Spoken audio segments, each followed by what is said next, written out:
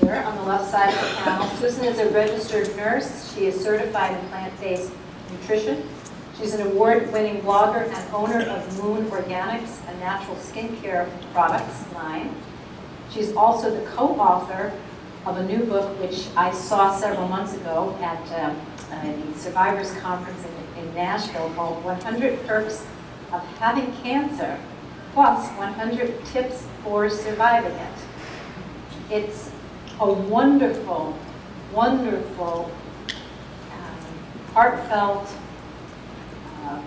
potent, full of information, yet somehow light-hearted combination of information. I just absolutely love it. Ann and I were at a conference in Nashville, and we met Susan, who had a table near us, and we saw her book, and we said to each other, she has to come. She has to come to Annie Appleseed. So she also has created a cancer plan for life, which I'm hoping she'll tell us a little bit about. But she's going to focus on bioidentical plants. So, Susan.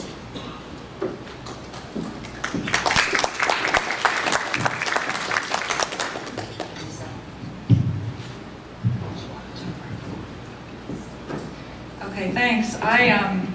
I'm really honored and very humbled to be here amongst so many wonderful speakers, and I'm really happy to be sharing this information. I love sharing, so on the handout I put my contact information. I love interchange of information, so if you find something that you think would be interesting to me that I could share with all my followers, I'd love to hear it. And I'm from New York. I tend to talk a little fast, so that's why I gave you a handout. So, you can follow along, and I'll... Are there more? Oh, handouts? Can you give them some handouts? They're right there. Thanks. Everybody have a handout? Get your handouts. Get your handouts. Okay, let's get started. I'm going to talk about soy first. When we talk about soy, we're really just talking about soybeans. And the part of the soybeans that we're more interested in when we're talking about nutrition is the soybean oil and soy protein. I mean, it has fiber, it has vitamins, minerals, lots of other things. But the soy oil and soy protein are usually what we think about when we think of soy. So soybean oil, it's not the best oil. It has a lot of polyunsaturated fat, which indicates that it would increase inflammation. So it wouldn't be my first choice for oil. Also, 94% of the soybeans grown in the U.S. are GMO. So GMO plants are going to be sprayed to the bejesus with pesticides. And pesticides link to fats. So if you're going to choose one thing to eat that's organic, choose your high-fat foods like oils or, avocados, things like that. So, soybean oil, would I cook with it? Probably not. But the thing that, for breast cancer survivors, that you need to think about is the soybean oil does not contain any of the estrogen, the endocrine disruptor components. That has nothing to do with estrogen. So I had a funny story. I make skincare products, and I made lip balm. And a woman came over, and she's like, oh, let me look at this lip balm. She goes, oh, I can't have this. It has soybean oil in it. My doctor said I can't have anything with anything to do with soybeans. And I tried to explain to her that soybean oil doesn't contain any of the hormone properties, but her doctor told her, and she was just deathly afraid, like she didn't even want to touch it. But the soybean oil is not something that you have to be concerned about. Now let's talk about the protein. Whole soy protein generally is an excellent protein. It's a great source of complete amino acids. It has all 8 essential amino acids, and the essential amino acids are the ones that build protein in our body that we can't make ourselves. Essential means that we have to get it from outside sources. Amino acids are the building blocks of protein. So if amino acids are the bricks, the protein is the house. The isoflavones in the soy protein, one of the phytoestrogens that we are concerned about with breast cancer is the genistein. The genistein is the one phytoestrogen that people are iffy about, and this is what is being studied and being researched. Genisteins they act as weak binding estrogens, but they are not estrogens. You cannot eat genistein and expect it to act like estrogen in your body. That's a lie, and I'll tell you why. This is the chemical composition of genistein you see on the right. On the left is the 3 forms of estrogen that occur in women's bodies. estriol, estradiol, and estrone.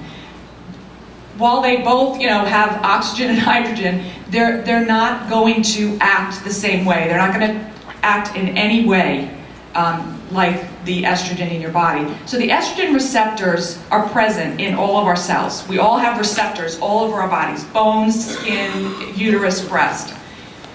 The estrogen, here's your receptor. The estrogen acts with the receptor, and then it tells that estrogen what to do in that particular body tissue. So if it's in the bone, if your estrogen receptor is in the bone, the estrogen links with the estrogen receptor, it says make more bone. The genistein binds with the estrogen receptor, and it actually blocks that estrogen from binding with that receptor. So the genistein can't do anything. The genistein doesn't know how to build bone and how to make effects on your uterus and on your breast, but it takes the place of the estrogen so that the estrogen can't bind. So think about how that works. I know it's early, but try to get your brains working there. And then we have the dreaded soy protein isolate. And this is what most of us are going to come in contact with if we buy processed foods, high protein bars, protein patties, veggie burgers. They're filled with soy protein isolates. What that is we've taken the healthy soy from the soybean, excellent source of soy, concentrated it, chemically extracted it and concentrated it, and now we've made it into something that the body does not recognize. Your body does not metabolize that soy protein isolate in the same way as if you eat a whole soybean. Then we have the also dreaded hydrolyzed soy protein. The hydrolyzed soy protein is used as flavor enhancer or a protein binder in foods, and it acts in our bodies like MSG. MSG creates free glutamates. Free glutamates are destructive to our nervous system. They actually destroy brain cells. So look for these things when you're reading labels. The best thing to do is stay away from processed foods, but if you find a processed food you really like, I know a lot of people eat high protein bars. They think that protein is a good thing. It is, but not when it's in the form of soy protein isolate. So read your labels. So does eating soy cause breast cancer in women? And this is in healthy women. The answer is it does not appear so. We have a lot of information, that a lot of studies now that say that in healthy women, eating soy does not cause breast cancer. And I think the disconnect is where people think the genistein is actually acting like estrogen. It's actually building estrogen in our bodies. So you have Medscape. It actually acts similar to tamoxifen, and we can understand that when we think about the estrogen receptor and it blocking the estrogen. It can actually protect against cancer, and it actually helps the cancer cells be more receptive to the cancer prevention benefits of vitamin D.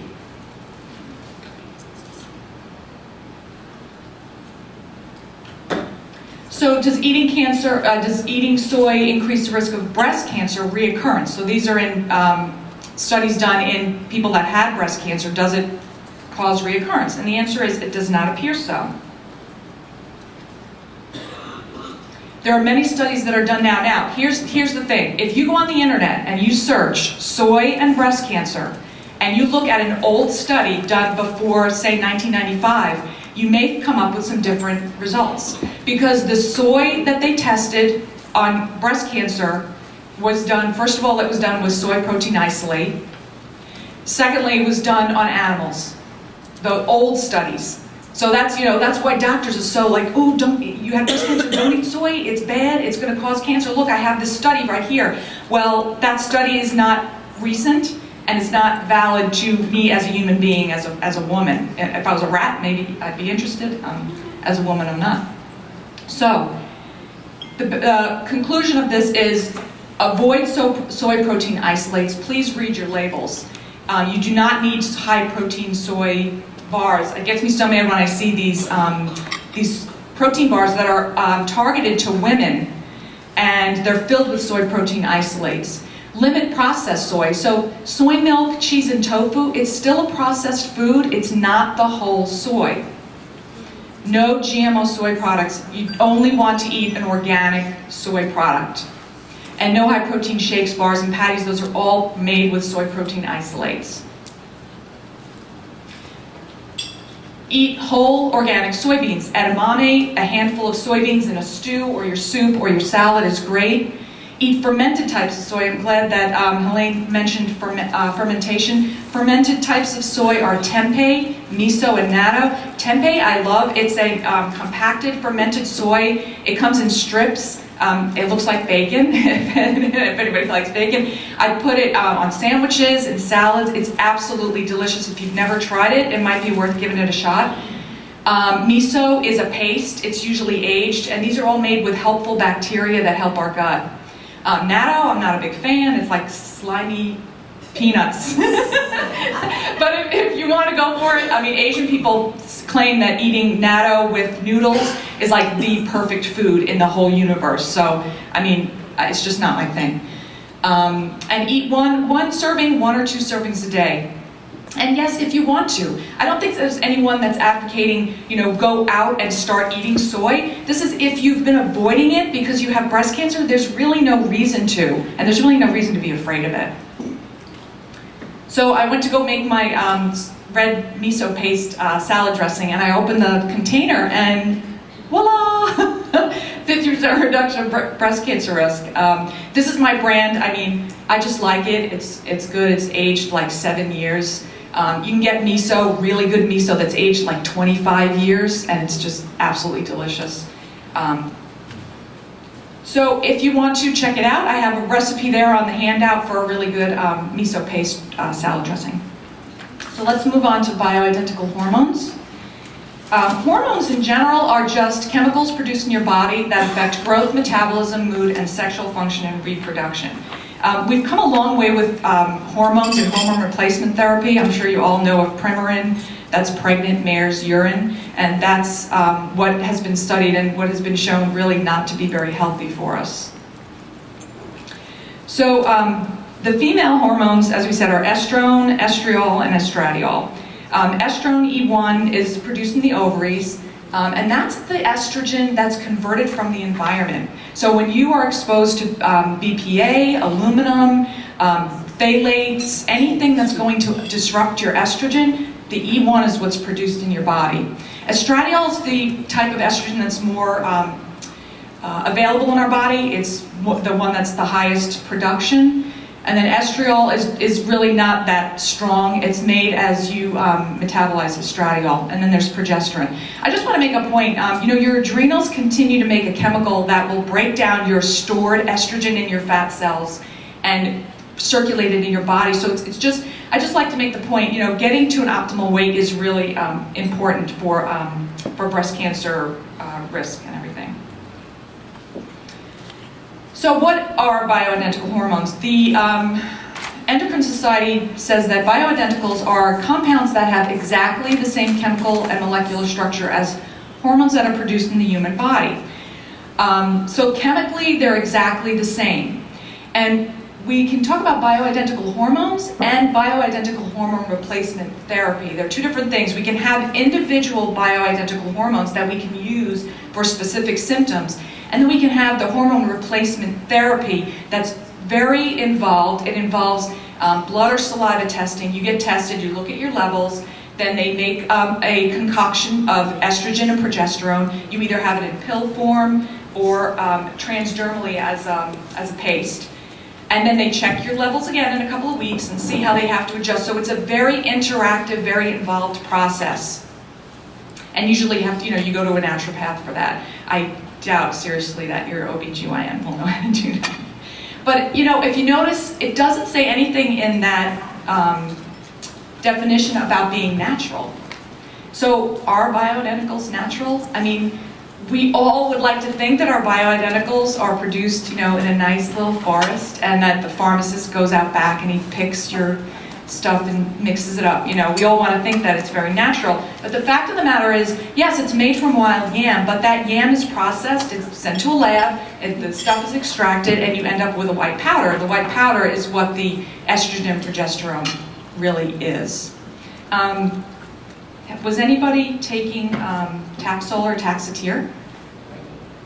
Okay, this is what your Taxol was made, your Taxotere was made from. This is the yew tree. It's grown out west. This is where Taxotere and Taxol come from. doubt seriously think that your chemo was a natural agent, but this is where it came from. So natural is very, it's all perspective.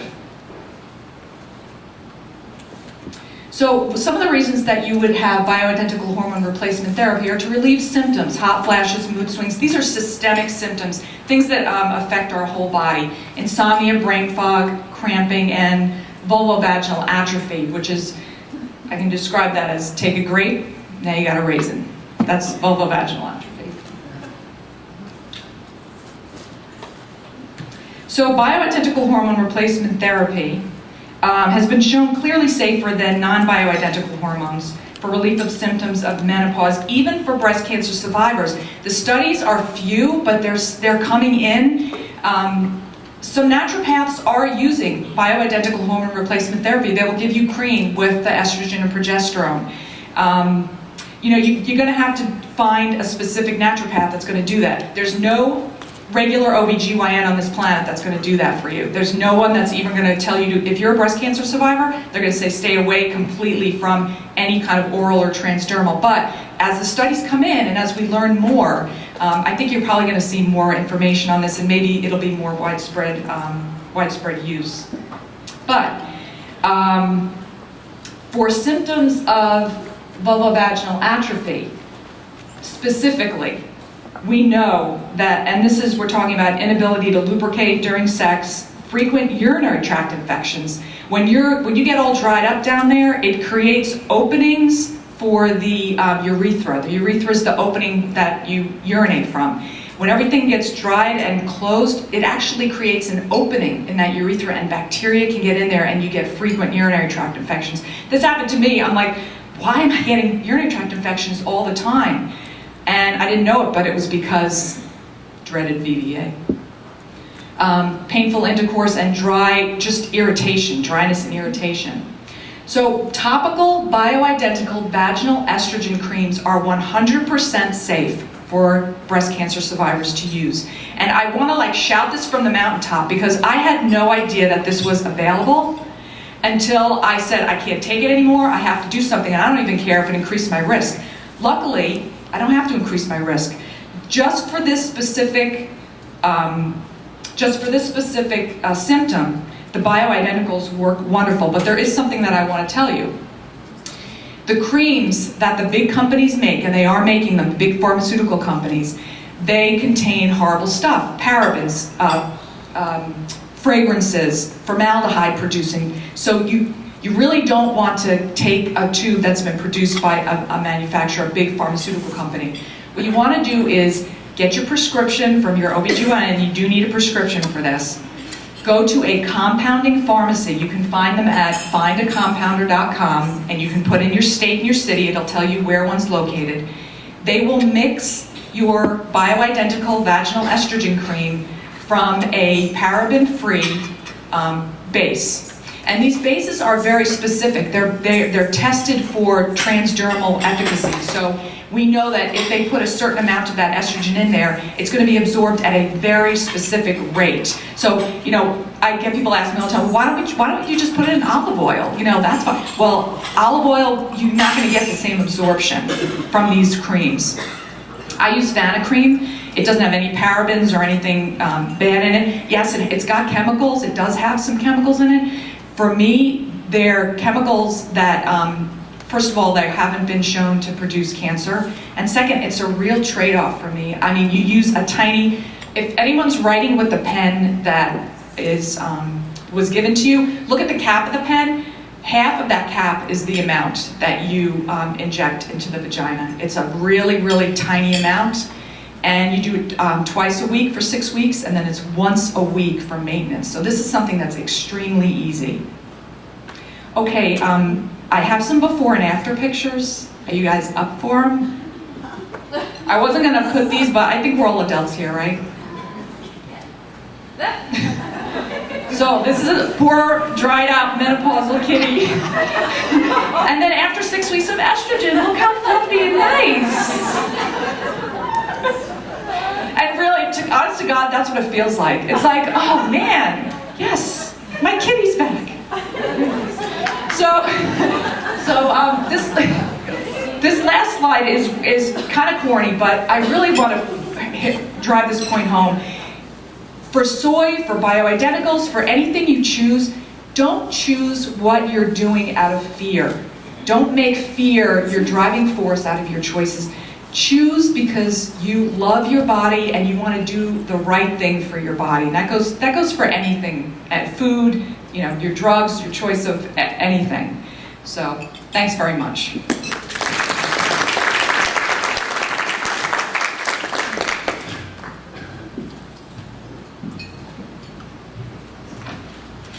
Thanks.